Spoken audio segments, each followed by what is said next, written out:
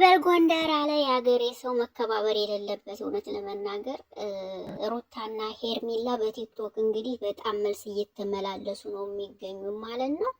በአንደኛ ደረጃ ልል የምፈልገው ነገር ከኋላ የመጣ ይናወጣ ሄርሜላ ወረድ ብትይ ጥሩ ነው ባይነኝ።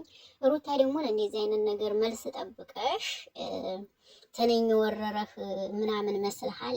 ምንም ቢሆን የልጅሽ አባት ነው የኔ ቆንጆ፣ እንደዚህ አይባልም ማለት ነው። ቢያንስ ልጅ አፍርተሽለታል ማለት ነው።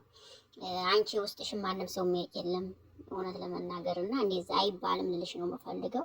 ውሰጁ ብለሻታል። እንግዲህ ሄርሜላ እንኳን ውሰጁ ብለሻት እንዲሁም ለመውሰድ ዝግጁ ናት ማለት ነው። እውነት ለመናገር ለመውሰድ እንዲሁም ዝግጁ ናት እንኳን ውሰጁ ብለሻት።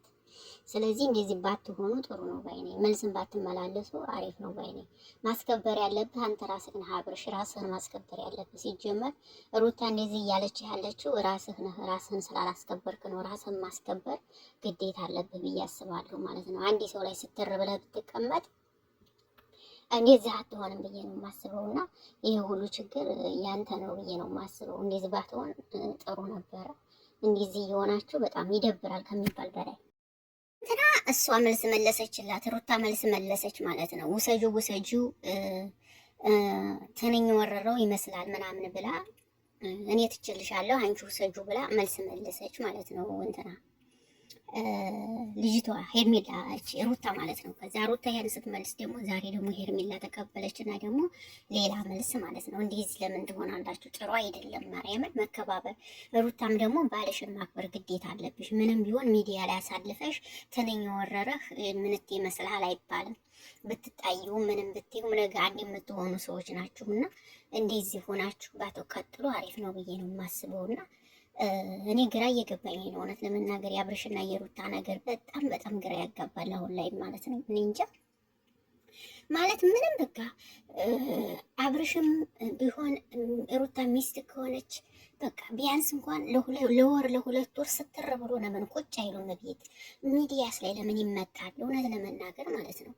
ምንም እኮ በቃ እኔ ምን እንደምል አላውቅም። ጥፋት እኮ አብርሽ ላይ አለ። በጣም ጥፋተኛ ነው አብርሽ፣ ከሚባል በላይ ጥፋተኛ ነው አብርሽ እኮ እውነት ለመናገር። ይሄን ሁሉ የሚያደርጋቸው እሱ ነው። ይሄን ሁሉ ባያደርግ እኮ እንደዚህ አይሆንም ነበር። ለዚችም ፊት ባይሰጥ እኮ አሪፍ ነበር። ለዚችም እኮ ፊት ሰጥቶ ነው እንደዚህ የምትሆነው። ፊት ባይሰጣት ነው ይች ራሱ እንደዚህ አትሆንም ነበር። ብቻ ልቦና ይስጣችሁ። እውነት ለመናገር እንደዚህ ባትሆኑ ጥሩ ነው ብዬ ነው የማስበው። የምሬ ነው። እንደዚህ የሆናችሁ ይደብራል ከሚባል በላይ። መከባበር የሚባል ነገር አለ።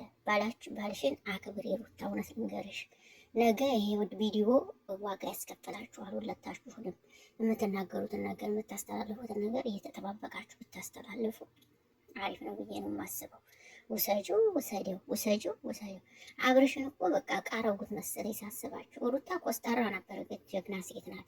ግን ደግሞ ይቺ ናት የመጣችሁ ወደ ህይወታችሁ። ይቺ አንቺ እንደመጣሽ መሄድ ያለብሽ ውሰጂው ስትላት እናቴ በደስታ ነው የምትወስደው እሷ። እንዲሁም አብርሽን ተፈቅረዋለች። ምሬን ስናገር እንኳን ውሰጁ ብለሻት ሩታ ማለት ነው ለመውሰድ ራሱ ዝግጁ ናት ይቺ ማለት ነውና ስለዚህ ጥንቃቄ ብታረጉ አሪፍ ነው ብዬ ነው የምናገር። አሁን ትናንትና ሩታን ኮሜንት ላይ ቢያንስ እንኳን የልጅሽ አባት አይደለም ወይ አታከብረውም ወይ እንዴት ዝም ትዩ እያሉ ብዙ ሰዎች ወርደውባታል ማለት ነው። ክብር የለሽም የልጅሽን አባት እንዴት አታከብሪም ምናምን እያሉ እንደውም ሩታን በጣም ተችተዋታል፣ ተናግረዋታል ማለት ነው። ምክንያቱም ለምን እንዴት ስትይዋለሽ በማለት ማለት ነውና ብቻ ልቦና ይስጣችሁ። እንግዲህ ሌላ ምንም አልልም፣ ጥሩም አይደለምና አላቅም ብቻ እኔ ምን አላውቅም።